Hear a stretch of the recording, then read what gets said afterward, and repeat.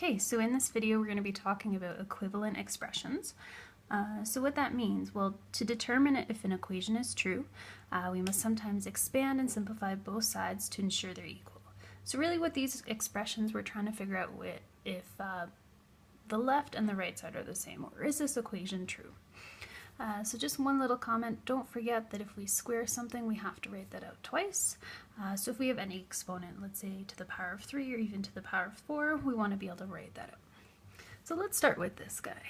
Let's start off with our 2x plus 3y squared. So that means we're writing it twice. So in this equation we're trying to see if 2x plus 3y all squared is equal to 4x squared plus 9y squared. So sometimes you may need to work with both sides here. We might want to work with this expression and work with this one. With the 4x squared plus 9y squared, there isn't really much we can do there. So let's start with this guy. Okay, so we write it out twice. Now from there we can multiply everything out.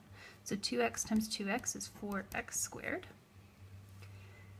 2x times 3y gives us 6xy. Now our 3y times 2x is another 6xy. And then 3y times 3y gives us 9y squared. Now for us to simplify that, let's collect our like terms in the middle. Our 4x squared, well that's still just 4x squared, but our two middle terms can combine into 12xy before we have our 9y squared.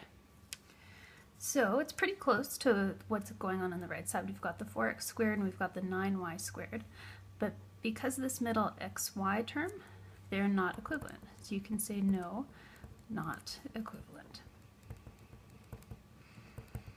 Okay, let's try this next one. So I think for both, we're going to need to work with both of these pieces a little bit. So let's start with our 3x squared minus 9x minus 1. We can expand that out pretty easily. So 3 times 3x squared, 9x squared.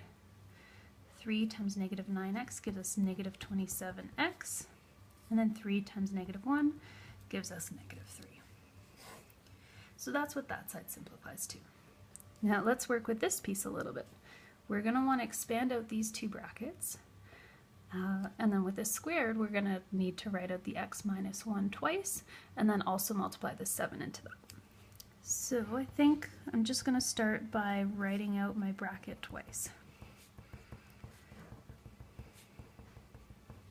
Now you have a couple options here. You can multiply your 7 with the x minus 1, or you can multiply these two together first and then multiply by 7. But what you don't want is to bring the 7 into both of those. The 7's only going to go into one thing.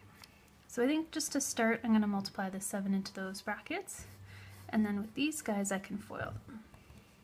So 3x times x, 3x times negative 5, 2 times x, and then 2 times negative 5. And then here, we're going to have 7x minus 7, and then x minus 1. So we've expanded this one out fine, but we still have to work on expanding these. So let's continue that in our next step. If you wanted to add like terms here, you could do that also, but I'm just going to save those to the end. So 7x times x, 7x squared, 7 times negative 1, 7x times negative 1, we've got another negative 7x here, and then plus 7. Okay, let's look for all of our squared terms. We've got 10x squared